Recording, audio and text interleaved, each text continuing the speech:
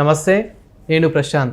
AP మాజీ CM Jaganmohan Reddy పైన ఎన్ని కేసులు ఉన్నాయో మనమైతే చూస్తూనే ఉన్నాం. అలాంటిది సోషల్ మీడియాలో జగన్మోహన్ రెడ్డి పైన కాకుండా చంద్రబాబు పైనే చాలా ఉన్నాయని చెప్పేసి ఇలా సోషల్ మీడియాలో కొన్ని వైరల్ చేస్తూ ఉన్నారు. ఇంతకీ మరి ఎవరి మీద ఎన్ని కేసులు ఉన్నాయనే విషయాలు అయితే తెలుసుకుందాం. దీని గురించి అయితే మాట్లాడేందుకు ప్రస్తుతం మనతో పాటు సీనియర్ జర్నలిస్ట్ జయదేవ్ గారు ఉన్నారు. నమస్తే అండి. నమస్తే సార్. ఏంటి సార్, సోషల్ మీడియాలో జగన్ గారి మీద కాకుండా చంద్రబాబు గారి మీదనే ఎక్కువ కేసులు ఉన్నాయని చెప్పేసి ఈ మధ్యకాలంలో కొన్ని వైరల్ చేస్తూ ఉన్నారు. ఇది ఎంతవరకు నిజం? నిజానికి అసలు ఎవరి మీద ఎన్ని కేసులు ఉండొచ్చు?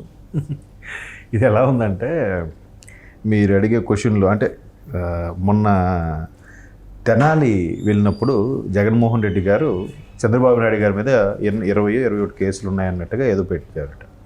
సో దానికి సోషల్ మీడియాలో ఇప్పుడు వైరల్ అవుతున్న అంశం ఏంటంటే, జల్లెడు వెళ్ళి సూదిని విక్రయించిందంట.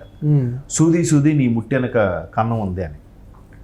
బట్ సూది అందంట, నా ముట్టెనక ఒకటే ఉంది, నీకు జల్లెడి ముట్టంతా కన్నాలే కదా, నువ్వు నన్ను అది చూస్తున్నాడు నువ్వు చూడకుండా. ఇప్పుడు చంద్రబాబు నాయుడు గారి మీద కేసులు ఉన్నాయని వీళ్ళు అంటున్నారు. ఎవరు పెట్టిన కేసులు అవి? ఇది రాజశేఖర రెడ్డి గారి హయాం నుంచి కూడా ఆ కేసులు వేశారు. ఇప్పుడు దాంట్లో ఒక్కటైనా దానికి ఒక ఈడీ జప్తు చేసిందని కానీ, సిబిఐ ఫైల్ చేసిందని కానీ, లేదంటే మరొక స్వచ్ఛంద సంస్థ ఛార్జ్షీట్ దాఖలు చేసిందని కానీ ఏమైనా ఉందా? లేదు కదా. అంతెందుకండి, మొన్న ఎలక్షన్స్ ముందు కూడా చంద్రబాబు నాయుడు గారిని అరెస్ట్ చేశారా? పోనీ చంద్రబాబు నాయుడిని అక్రమం అరెస్ట్ కాదు అనుకుందాం వైసీపీ వాళ్ళ వెర్షన్లోనే. మరి 52 రోజులు ఆయన లోపల ఉండి బయటకు వచ్చిన తర్వాత ఏ అధికారి అయితే పనిచేశాడో ఆ అధికారి యొక్క అనుచరులు ఆ పత్రాలన్నీ తగలబెట్టేసిన తర్వాత ఆయన ఎక్కడో గౌహతికి ఎక్కడికో ట్రాన్స్ఫర్ ఎందుకు వెళ్ళిపోయాడండి? ఆ పత్రాలు ఎందుకు అంటే సృష్టించిన పత్రాలు అవి. ఇంకా డబుల్ కేసు అవుద్ది కదా. ఏదో క్రియేట్ చేసి ఆయన ఇబ్బంది పెట్టాలని 30 తిప్పలు పెట్టి అరెస్ట్ చేసేటప్పుడు మరి ఆ పత్రాలు ఏంటి? మరి ఉంచొచ్చు కదా. అవి ఎందుకు తగలబెట్టేశారు? కింద స్థాయి ఉద్యోగుల పెద్ద వీడియో కూడా టీడీపీ సోషల్ మీడియా వైరల్ అయిందిగా. ఎందుకు తగలబెట్టారంటే అవి పుట్టించినవి, క్రియేట్ చేసినవి. సో చంద్రబాబు నాయుడు గారి మీద కేసు అయితే లేవు. సో ఆయన మొన్న తెనాలిలో ఒక గంజాయి బ్యాచ్కి పరామర్శించుకెళ్ళినప్పుడు తిరిగి చంద్రబాబు నాయుడు గారి మీద కేసులు ఉన్నాయని అంటాడు. ఈయన ఇలా ఎట్లాంటి వాళ్ళు మాట్లాడితే ఎలా ఉంటుంది చెప్పండి. ఇప్పుడు అలవైకుంఠపురం సినిమాలో ఒక డైలాగ్ ఉంటుంది, ఎవడు వాడు లంచాలు తీసుకుంటున్నాడా వాడు వెంటనే సస్పెండ్ చేసేయండి తీసేయండి అని అంటే ఆడు మాట్లాడుతుంటారు హర్షవర్ధన్. వెంటనే బన్నీ వచ్చి, మీరు ఒక వర్గానికి ఇన్స్పిరేషన్ సార్, మీలాంటి బాగా చెప్పారు సార్ అంటే, ఈయనే హాస్పిటల్ బిల్లులో 1,25,000 అయితే 2 లక్షలు తీసుకుని 75,000 నొక్కేశాడు. ఆ సినిమాలో చూపిస్తాడు కదా. అంటే అవినీతి చేసేవాడే మళ్ళీ అవినీతి గురించి మాట్లాడితే మీరు ఒక వర్గానికి ఇన్స్పిరేషన్ సార్ అని అంటాడు కదా. అలాగా ఈయన మీదే ఎన్ని కేసులు ఉన్నాయి, ఈ సిబిఐ ఒక 7 ఉన్నాయి, ఈడీవి ఒక 11 ఉన్నాయి, అవి కాక మిగతా కేసులు ఉన్నాయి. ఇప్పుడు రీసెంట్గా కూడా ఒక లా స్టూడెంట్స్ సంబంధించి ఒక సర్వే చేస్తే వాళ్ళకి ఒక స్టడీ, దాన్ని ఏమంటారు, కేస్ స్టడీ అంట. ఇప్పుడు ఇది జగన్మోహన్ రెడ్డి గారి కేసు విషయంలో ఒక వ్యక్తి 13 ఏళ్ళుగా అంటే సుమారుగా 5,000 రోజులుగా 5,000 days బెయిల్ మీద ఎలా ఉంటాడు?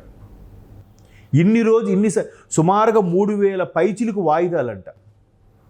13 ఏళ్లలో 3,000 పైచిలుకు అంటే ఎన్ని వాయిదాలు పడినట్టు? సరే పోనీ దీనికి ఇన్నిసార్లు తిరిగారు కదా. ఆయన ఒక మాజీ ముఖ్యమంత్రిగానో, ముఖ్యమంత్రిగా గానో, అంతకుముందు ఒక పార్టీ నాయకుడుగానో, లేదా మాజీ ఎంపీగానో అంతకుముందు ఈ కేసులకు వెళ్ళినప్పుడు ఆయనకు ఒక సెక్యూరిటీ, ఆయనకు ఒక మంది మార్బలము, ఆ కేసు వాదించే లాయర్లు, ఆయనకైన ఖర్చు ఎంతో తెలుసా అండి? సుమారుగా 7,000 కోట్లు అంట కేస్ స్టడీలో తేలింది.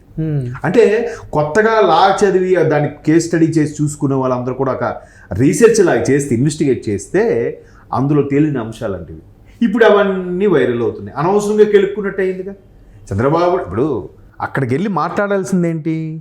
అమాయకులైన ప్రజల్ని హింసిస్తున్నారు, లేదా మీరు ఇచ్చిన పథకాలు ఎంతవరకు అమలు చేయలేదు, పేద ప్రజల తరఫున నేను పోరాడతాను, అవసరమైతే అసెంబ్లీకి వెళ్తాను, ఇవి కదా మాట్లాడాలి. ఈయన వెళ్ళి కేసు గురించి మాట్లాడితే ఎట్లా ఉంది చెప్పండి?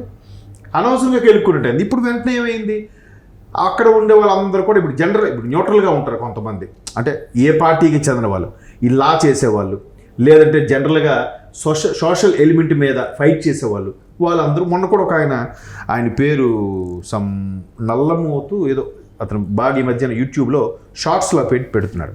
ఆయన ఏం చెప్పాడంటే, గత 13 ఏళ్లుగా జగన్మోహన్ రెడ్డి గారి కేసు విచారణ సంబంధించి 6 జడ్జిలు మారారు. ప్రతి 2 ఏళ్ళకి ఒక జడ్జి మారిపోతున్నారు. ఒక జడ్జి వచ్చేసరికి ఆ విషయాలు ఈ విషయాలు వాయిదాలు ఇప్పుడే చెప్పాను కదా, ఈ 13 ఏళ్లలో 5,000 రోజులలో సుమారు 3,000 సార్లు వాయిదాలు తీసుకున్నారంటే ఎన్ని వాయిదాలు అడిగారు? సార్ దీనికి సంబంధించి మేము ఎక్స్ప్లెనేషన్ ఇస్తాం సార్, వాయిదా ఇవ్వండి, కేసు కొంచెం పోస్ట్ పోన్ చేయండి అని రిక్వెస్ట్ చేసుకోవడమే. ఎందుకు రిక్వెస్ట్ చేసుకుంటున్నారట? ప్రతిసారి కూడా జగన్మోహన్ రెడ్డి గారితో ఆయన తరపు లాయర్లు డిశ్చార్జ్ పిటిషన్ వేస్తున్నారంట. సార్ ఇప్పుడు ఇదంతా వైసీపీ సోషల్ మీడియా చేస్తున్న ఆరోపణలే అనుకోవచ్చా? ఇప్పుడు వైసీపీ వాళ్ళు ఏం చేశారంటే జగన్మోహన్ రెడ్డి అన్న మాట్లాడారు కదా అని చెప్పి సోషల్ మీడియాలో చంద్రబాబుకి ఇన్ని కేసులు ఉన్నాయని చెప్పి వైరల్ చేశారు. ఇంకా వీళ్ళు ఊరుకుంటారా? మొత్తం తవ్వి తీసేసరికి జగన్మోహన్ రెడ్డి గారి మీద ఎక్కువ కేసులు ఉన్నాయి. ఇప్పుడు అదే చెప్తున్నారు కదా డిశ్చార్జ్ పిటిషన్ అని. డిశ్చార్జ్ పిటిషన్ అంటే అర్థం ఏంటంటే ఆయన నల్లమూత అతను సంథింగ్ యూట్యూబ్ షార్ట్స్లో పెట్టిన అతను చెప్పేది ఏంటంటే డిశ్చార్జ్ పిటిషన్ అంటే అర్థం ఏంటంటే ఇప్పుడు జరిగిన కేసులో ఇది ఏదైతే నడుస్తుందో ఇందులో అవినీతి జరిగితే జరుగుండొచ్చు, తప్పు జరిగితే జరుగుండొచ్చు, కానీ నాకు సంబంధం లేదు. ఇది ఎక్కడ లెక్క? దాంట్లో సంబంధం ఉందని కదా నిన్ను అరెస్ట్ చేస్తే జరిగితే జరుగుండొచ్చు, బాబు నన్ను మాత్రం వదిలేయండి ఏం చేయొద్దు అన్నట్టుగా పెట్టే భావం అట డిశ్చార్జ్ పిటిషన్. అట్లా పెట్టేస్తే వాళ్ళేమే ఊరుకుంటారా? సో ఆయన అందులో ఇంకోటి కూడా చెప్పాడు, ఇప్పటికీ 6 జడ్జిలు మారారు. 12 ఏళ్ళు అయిపోయింది, సుమారు 13 ఏళ్ళు అవుతుందిగా. 6 ఏళ్ళు 12, 6 మారారు, 2 ఏళ్ళకి ఒక చొప్పున. 6వ అతను కూడా ట్రాన్స్ఫర్ చేశారట. ఎందుకు ట్రాన్స్ఫర్ చేశారో తెలుసా? ఒంట్లో బాగాలేదని ఆ జడ్జికి ట్రాన్స్ఫర్ చేశారట. తీర్పిచ్చే టైంకి ఒంట్లో బాగాలేకపోతే ఆయన సిక్ లీవో లేదంటే హాలిడే 1 మంత్ సిక్ లీవో లేదా ఇంకా హాలిడే మీద పంపించాలి, కానీ ట్రాన్స్ఫర్ పెట్టడం ఏంటి? ఆయన అదే చెప్పాడు. ఇట్లాంటి జరుగుతున్న ప్రస్తుత భారతదేశ న్యాయ వ్యవస్థలో ఆ గంజాయి తీసుకున్న వ్యక్తులు ఎవరినైతే ఉన్నారో వాళ్ళు పోలీసులు నడి రోడ్డు మీద కొట్టగానే చాలామంది నెటిజన్స్ సంతోషం వ్యక్తం చేశారంట. అంటే ఇన్స్టెంట్ జస్టిస్కి చాలామంది ఇంపార్టెన్స్ ఇస్తున్నారు. అది చట్టాన్ని చేతిలోకి తీసుకొని వాళ్ళు శిక్ష విధించేది కరెక్ట్ కాదు కదా. ఎంతవరకు కరెక్టు? దాని మీద కూడా social media, YCP social media ఎవరినైనా తప్పు చేస్తే వాళ్ళు దండించే హక్కు ఎవరికీ లేదు, ఒకవేళ ఆడు ఎంత పెద్ద నేరం చేసినా వాడిని కొట్టకూడదు అన్నట్టుగా కొత్త రకం నినాదం తీసుకొచ్చారు. నడి రోడ్డు మీద ఎవడో ఉన్నాడండి, వాడు చైన్లో ఆగిసి పట్టుకుని పారిపోతున్నాడు, వాడిని ఎదురుగా వచ్చినప్పుడు పట్టుకున్నాడు. ఏం చేస్తాడు? బాబు చైన్ ఇచ్చా, ఓకే నీ హ్యాపీ కదమ్మా, నీ దెబ్బలు ఎంత తగలేదు కదా, నువ్వు వెళ్ళిపోని పంపిస్తాడా? చైన్ లాక్కొని 4 తగిలిస్తాడా, తగిలించడా? అవునా కదా? అది ఇన్స్టెంట్ జస్టిస్ ఎవరైనా కోరుకున్నది అదే. ఇప్పుడు సినిమాలో కూడా విలన్ తప్పు చేస్తే విలన్ క్లైమాక్స్లో ఆడికి బుద్ధి చెప్తే అప్పుడు కదా అబ్బా ఆడి బుద్ధి చెప్పాడని ప్రేక్షకులు ఇగో చల్లారుతుంది, సినిమా సూపర్ హిట్. ఆడిని అలా వదిలేస్తే క్లైమాక్స్లో అలా వదిలేయడం నాకు నచ్చలేదా అని అంటారంటారా? సో అదే పరిస్థితి ఇప్పుడు. ఈయన ఏదైతే చంద్రబాబు నాయుడు గారి మీద కేసులు ఉన్నాయని వాదిస్తున్నాడో ఈయన మీద అన్ని కేసులు ఉన్నాయి. అది క్లియర్గా అందరికీ కేసు స్టడీ కూడా నడుస్తుంది. ఇన్నేళ్ళుగా ఉండడం ఏంటి? అదే కదా రఘురామకృష్ణరాజు గారు లాంటి వాళ్ళు కూడా ఒక సుప్రీంకోర్టుకి లేఖ రాస్తే వాళ్ళు అక్షింతలు వేశారు, హైకోర్టుకి సిబిఐ కోర్టుకి. ఇన్ని రోజులు ఏం చేస్తున్నారా అని చూసారా? మళ్ళీ ఇవన్నీ తెర మీదకి వస్తున్నాయా? ఇప్పుడు ఎవరికి నష్టం? ఇలా చూపిస్తే 3,000 నీ వైపు ఉన్నాయి. అవును, ఇప్పుడు అంతే. మరి ఈ వ్యవస్థ ఎప్పుడు ఎట్లా చెడు తీసుకెళ్తుందో ఎవరికి తెలియదు. Thank you sir.